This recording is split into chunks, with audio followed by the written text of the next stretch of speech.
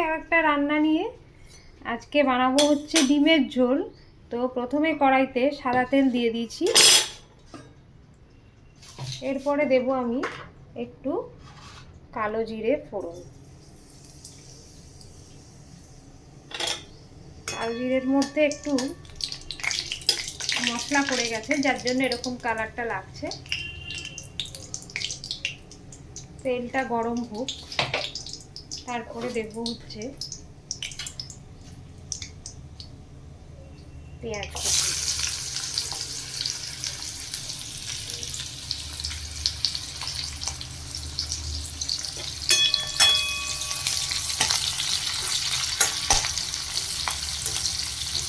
পেঁয়াজগুলো ভাজতে থাকি।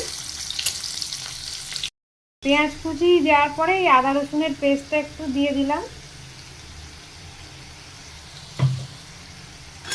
একটু নাড়তে থাকবো। একটু মিডিয়াম আছে রান্নাটা করব। এরপরে টমেটো কুচিগুলো দিয়ে দেবো, দিয়ে আবার মিক্স করব। এরপরে দেবো হচ্ছে ধনে গুঁড়ো,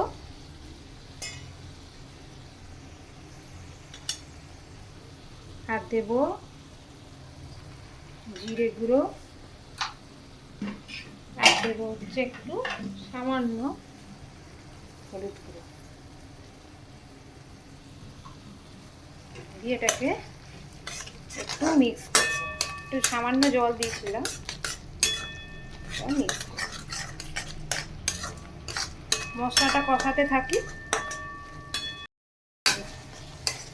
যা মশলা লাগে, আজকে একটু আদা রসুনটাকে পেস্ট করে দিয়েছি একসাথে। অন্যদিন আদা বাটা রসুন বাটা একসাথে দিই, আর আজকে পেঁয়াজ কুচি আর টমেটো কুচি দিয়ে করছি, একটু অন্যরকমভাবে। আর কালো জিরে ফোড়ন দিয়ে করলাম, আর যেমন নর্মাল গুঁড়ো মশলা লাগে সেইগুলোই দিয়েছি। এই যে আলুটা সিদ্ধ হয়নি, আলুটাকে আর একবার সিটি দিলাম। আর এখানে ডিমগুলো সিদ্ধ করে রাখা আছে। এরপরে মশলাটা কষানো হলে সব দিয়ে দেবো। জল অ্যাড করলাম, আর এই যে চিনি অ্যাড করে দিলাম। তারপরে দেবো হচ্ছে একটু নুন, পরিমাণ মতন নুন দিয়ে দিলাম।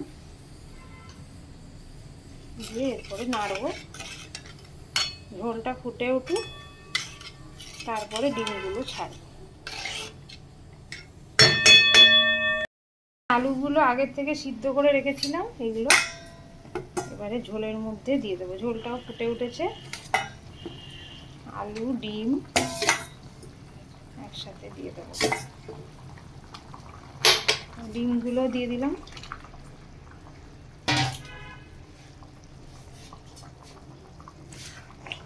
এরপরে মিক্স করে দিই, একটু ফুটুক। মাঝে মাঝে ডিমের এইগুলো কেটে দিলাম, যাতে মাঝখানগুলো কেটে দিলে মশলাগুলো ভালো ঢুকবে। এই আমার ডিমের ঝোল রেডি হচ্ছে, ফুটে উঠেছে। এরপরে গরম মশলা গুঁড়ো আর একটু ধনেপাতা। শীতকালে ধনেপাতা ছড়ালে গন্ধটাই আলাদা হয়ে যায় সব রান্নার। মিক্স করে দিলাম। যে যতটা ঝোল খেতে চাও সেই অনুযায়ী রেখে দেবে।